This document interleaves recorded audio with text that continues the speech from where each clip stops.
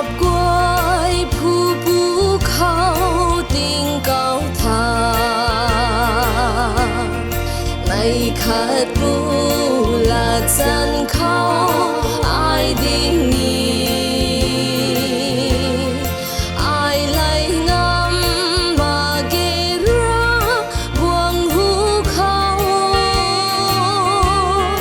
thâu nơi số ta gu lâu ngắm mai stream mê di su giao xiang đại ran lê puna ba quay qua lâu ai đuốc ni giao diện rơi là dân khâu sự khâu luôn mây ta đi đuốc lâu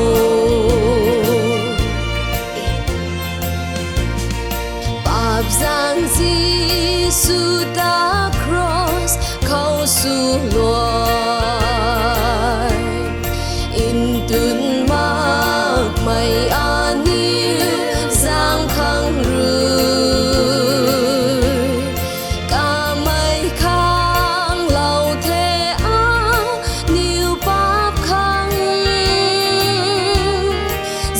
Suna de nhiều ta gu ngắm mai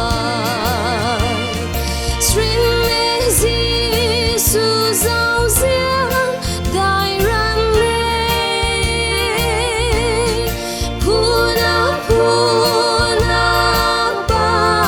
quay qua lâu ai đuốc ni giao diện dân khâu Giê-xu khâu luôn mây ta đi đuốc lâu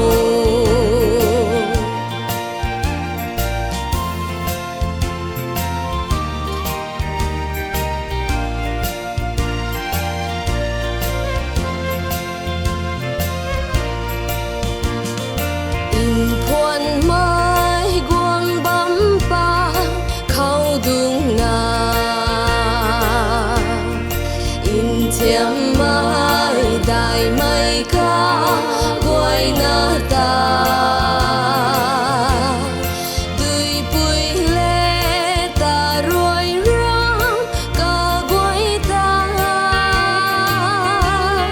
là dân su ni in kha bùi nung Giê-xu giao xiang đại ran lê puna ba quay qua lâu ai đuốc ni giao diện rơi là dân khâu Giê-xu khâu luôn mây ta đi đuốc lâu ring mây la ri khâu dân mạc mây guai Giê-xu khâu lùm lâu mạc mây guai ta